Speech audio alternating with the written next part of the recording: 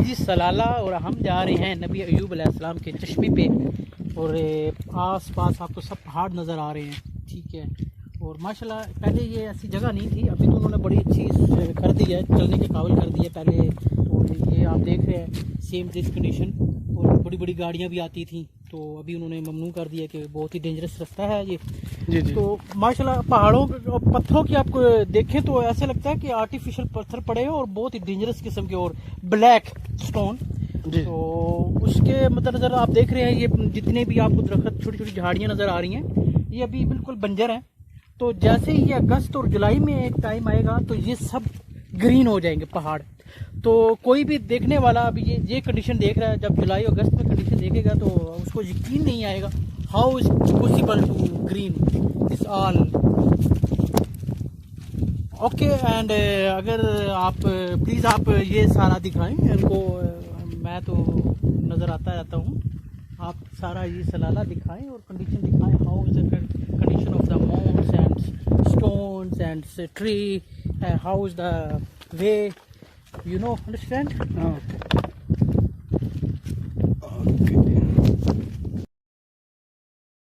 ایوب علیہ السلام انبیاء کی جماعت میں سے ایک ہستی ہیں۔ اللہ تعالیٰ نے صبر کے معاملے میں بطور خاص ان کا تذکرہ فرمایا ہے، لوگوں کے لیے ایک مثال اور نمونہ ٹھہرایا ہے۔ اللہ تعالیٰ نے آپ کو آپ کی قوم سوران کی طرف مبعوث فرمایا۔ یہ قوم ملک شام میں رہائش پذیر تھی۔ آپ بہت زیادہ مالدار تھے۔ اللہ تعالیٰ نے آپ کو بہت زیادہ نعمتوں سے نوازا تھا۔ آپ کے پاس بے شمار مویشی تھے، لا تعداد نوکر چاکر تھے۔ اللہ نے آپ کو بہت سی زرعی زمین بھی عطا فرمائی تھی۔ آپ تاجر بھی تھے، تجارت کا سلسلہ دور دور تک پھیلا ہوا تھا۔ اللہ تعالیٰ نے آپ کو کثیر اولاد بھی عطا فرمائی تھی۔ آپ کے ہاں 7 بیٹے اور 7 بیٹیاں تھیں۔ آپ خود بھی صحت مند اور طاقتور تھے۔ آپ کے اصحاب کی تعداد بھی کافی تھی۔ گویا اللہ تعالیٰ نے آپ کو گوناگون نعمتوں سے نوازا تھا۔ آپ روئے زمین پر نعمتوں سے مالا مال شخص تھے۔ اللہ تعالیٰ نے آپ کو آزمانا چاہا تاکہ بعد میں آنے والے لوگوں کے لیے آپ صبر کی مثال بن جائیں۔ آخر صبر کا مرحلہ شروع ہو گیا۔ آپ کا سب مال و متاع ہلاک ہو گیا، یہاں تک کہ آپ فقیر ہو گئے۔ آپ کی زندگی ہی میں آپ کی ساری اولاد اللہ کو پیاری ہو گئی۔ کسی کا ایک بیٹا بھی فوت ہو جائے تو وہ کتنا غمگین ہوتا ہے، متاثر ہوتا ہے۔ سیدنا یعقوب علیہ السلام پر غم کس طرح طاری ہوا، یہاں تک کہ آپ کی آنکھوں کی بینائی تک جاتی رہی۔ مارے غم کے وہ گھل گئے تھے، جبکہ ان کا کوئی بیٹا فوت نہیں ہوا تھا، اور ادھر 7 بیٹے اور 7 بیٹیاں فوت ہو گئے۔ یہی نہیں، تمام مال مویشی ہلاک ہو گئے۔ معاملہ اس پر بھی ختم نہیں ہوا، آپ شدید مرض میں مبتلا ہو گئے۔ بیماری اس قدر شدید تھی کہ آپ چلنے پھرنے سے معذور ہو گئے، اٹھنے کی سکت نہ رہ گئی، یہاں تک کہ آپ کا گوشت گرنے لگا۔ آپ کی آزمائش انتہا کو پہنچ گئی۔ اب آپ کے ساتھی بھی آپ کا ساتھ چھوڑنے لگے۔ انہیں خوف محسوس ہوا کہ کہیں ان کی بیماری انہیں بھی نہ لگ جائے، کہیں یہ کوئی ایسی بیماری نہ ہو جو ایک سے دوسرے کو لگتی ہو۔ اس طرح سوائے 2 کے سب ساتھی آپ کا ساتھ چھوڑ گئے، کوئی آپ کے قریب نہ آتا تھا۔ جو 2 ساتھی ساتھ چھوڑ کر نہیں گئے تھے وہ بھی ذرا دور کھڑے ہو کر بات کرتے تھے۔ آپ کی خدمت کے لیے بس آپ کی بیوی رہ گئیں۔ وہ بہت وفادار بیوی تھی۔ یہ زوجہ محترمہ آپ کی خدمت کرتی، آپ کو کھلاتی پلاتی، آپ کو نہلاتی۔ پھر نوبت یہاں تک پہنچی کہ سارا ہی مال بالکل ختم ہو گیا۔ اب بیوی صاحبہ نے اجرت پر لوگوں کے گھروں میں کام کرنا شروع کیا تاکہ کچھ کما کر لائیں اور خامن پر خرچ کر سکیں۔ یہ تھے اللہ کے نبی ایوب علیہ السلام، اتنی بڑی آزمائش میں پورے اترے۔ آزمائش بھی 1-2 ماہ نہیں، پورے 12 برس جاری رہی، اور ایک قول کے مطابق 18 برس جاری رہی۔ آپ اس دوران مجسمہ صبر بنے رہے۔ آپ نے کبھی کسی سے شکوہ تک نہ کیا، یہاں تک کہ کبھی زوجہ محترمہ سے بھی شکوہ نہ کیا۔ سال ہا سال اسی حالت پر گزر گئے۔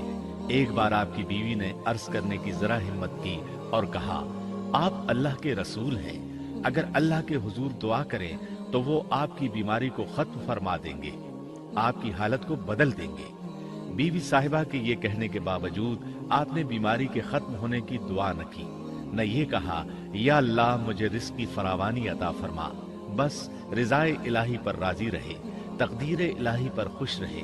आपने बीवी से फरमाया, जरा बताओ तो हम कितना अरसा खुशहाली और फरावानी में रहे हैं, कितना अरसा हम नाजो नेमत में रहे हैं। उन्होंने जवाब दिया 80 साल। ये सुनकर आपने फरमाया, मुझे अल्लाह ताला से दुआ करते हया आती है, जितना अरसा खुशहाली में रहा उतना अरसा बीमारी और तंगदस्ती में नहीं गुजरा, इसलिए मैं अभी ये दुआ नहीं करूंगा कि वो मुझे शिफा अता कर दे या मेरी इस हालत को बदल दे, वाफिर रिज्क अता करे, जब तक मुझ पर 80 साल न गुजर जाएं। जिस तरह मैं 80 साल नाजो नेमत की बहारें देखता रहा, इसी तरह 80 साल तक मैं इसी हालत पर सब्र का दामन थामे रहूंगा, तंदुरुस्ती का सवाल नहीं करूंगा। आपके इस जवाब पर बीवी साहिबा मायूस हो गईं, इसलिए कि उन्हें तो बीमारी के खत्म होने की और अच्छे दिनों के दोबारा आने की उम्मीद थी। आपकी बात सुनकर वो बोली, तब ये आजमाइश की घड़ी कब खत्म होगी? चूंकि इस बात से अल्लाह ताला की नाशुक्री होती थी, इसलिए अय्यूब अलैहिस्सलाम नाराज हो गए। उन्होंने अल्लाह के नाम की कसम खाई कि अगर अल्लाह ताला ने मुझे शिफा अता फरमाई तो मैं उन्हें 100 कोड़े मारूंगा। दूसरी तरफ नौबत यहाँ तक पहुंची कि लोगों ने आपकी बीवी साहिबा को काम देने से इनकार करना शुरू कर दिया। उनका ख्याल था कहीं इनके शौहर की बीमारी उन्हें भी न लग जाए। वो समझते थे कि अय्यूब अलैहिस्सलाम की बीमारी छूत की है, लिहाजा ये बीमारी उनकी बीवी के वास्ते से उन्हें भी लग सकती है। जब मामला यहाँ तक पहुँच गया तब आपने एक छोटी सी बात कही, इसमें भी कोई वाज़ेह दुआ नहीं थी, जबकि इस वक्त से बढ़कर दुआ के लिए कौन सा वक्त हो सकता था। आपकी इस बात को अल्लाह ताला ने कुरान मजीद में बयान फरमाया है। सूरह अंबिया आयत 83 में है, और अय्यूब की उस हालत को याद करो जबकि उसने अपने परवरदिगार को पुकारा कि मुझे ये बीमारी लग गई है और तू रहम करने वालों से ज्यादा रहम करने वाला है। मुझे आजमाइश ने आ लिया है और तू अरहमुर राहिमीन है।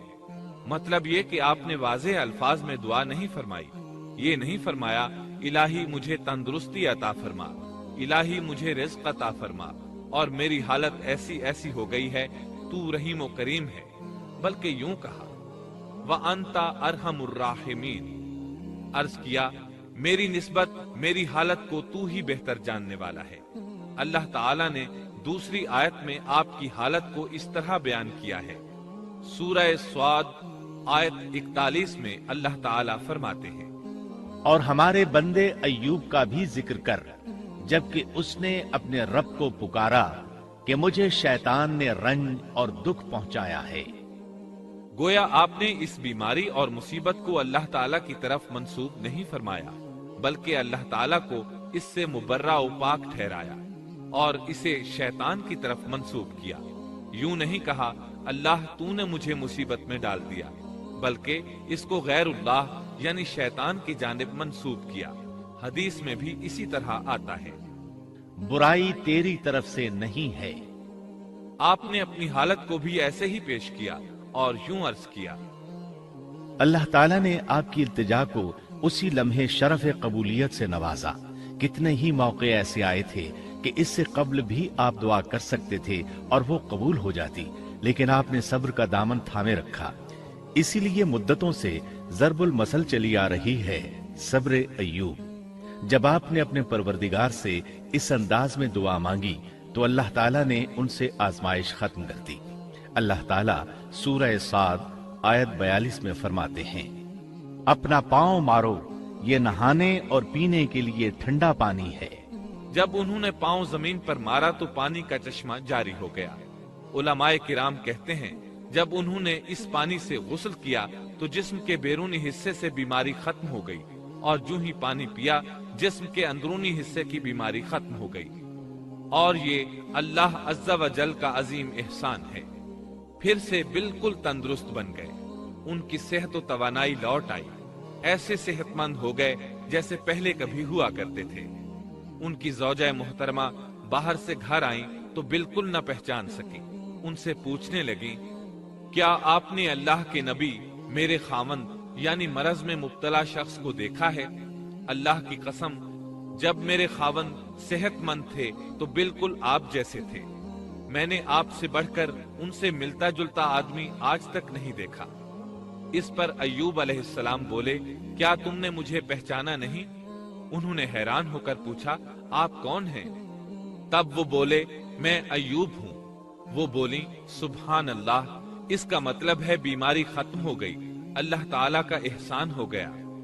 اس کے بعد اللہ تعالیٰ نے انہیں اہل و عیال کی نعمتیں بھی لوٹا دی، ان کے مویشی بھی انہیں واپس مل گئے۔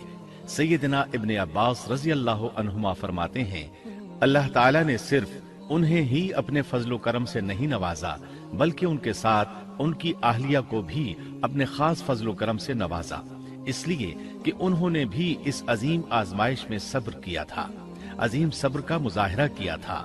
اللہ تعالیٰ نے ان کی جوانی کو بھی لوٹا دیا۔ ان سے سیدنا ایوب علیہ السلام کے ہاں 26 بیٹے بیٹیاں پیدا ہوئے۔ یہ روایت بھی ملتی ہے کہ 26 بیٹے ہی بیٹے تھے، بیٹیاں اس کے علاوہ تھی۔ اللہ تعالیٰ سورہ انبیاء آیت 84 میں فرماتے ہیں، ہم نے اس کو اہل و عیال عطا فرمائے بلکہ ان کے ساتھ ویسے ہی اور اپنی خاص مہربانی سے، تاکہ سچے بندوں کے لیے سبب نصیحت ہو۔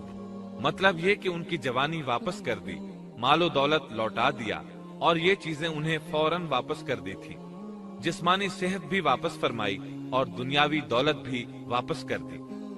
امام بخاری، امام احمد اور دیگر محدثین نبی کریم صلی اللہ علیہ وسلم سے روایت بیان کرتے ہیں کہ نبی کریم صلی اللہ علیہ وسلم نے فرمایا، جب سیدنا ایوب علیہ السلام غسل فرما رہے تھے تو ان پر ٹڈیوں کی موسلا دھار بارش ہونے لگی۔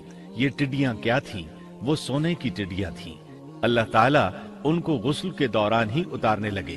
ایوب علیہ السلام نے ان کو کپڑے میں جمع کرنا شروع کیا۔ اس پر اللہ تعالیٰ نے فرمایا، اے ایوب، کیا میں نے تجھے مالدار نہیں بنا دیا؟ اس نئے نازل ہونے والے مال سے بے پرواہ نہیں بنا دیا؟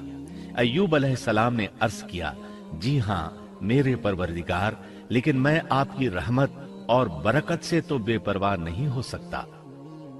ہاں اے رب، لیکن میں تیری برکت سے دور کیسے رہ سکتا ہوں؟ ان کا مال و دولت سب واپس مل گیا، اہل و عیال بھی مل گئے، صحت بھی پلٹ آئی۔ یہ سب اللہ کے خاص فضل و کرم سے تھا اور اس عظیم صبر کے صلے میں تھا جو انہوں نے کیا تھا۔ اللہ تعالیٰ نے ان کی اہلیہ محترمہ پر بھی نرمی فرمائی، جیسا کہ سورہ صاد آیت 44 میں فرماتے ہیں، اور اپنے ہاتھ میں تنکوں کی ایک جھاڑو پکڑو۔ بالکل باریک تنکوں کی ایک جھاڑو لو، اس میں 100 تنکے ہوں، ان کو اکٹھا کر لو۔ اس کے بعد فرمایا، جھاڑو سے اسے مار اور قسم کے خلاف نہ کر۔ مطلب یہ کہ ایوب علیہ السلام نے اپنی بیوی کو 100 کوڑے مارنے کی قسم کھائی تھی۔ اللہ نے یہ تدبیر سمجھائی کہ 100 تنکوں کا جھاڑو لے کر ایک بار انہیں مارو اور قسم پوری کرو، قسم کی خلاف ورزی نہ کرو۔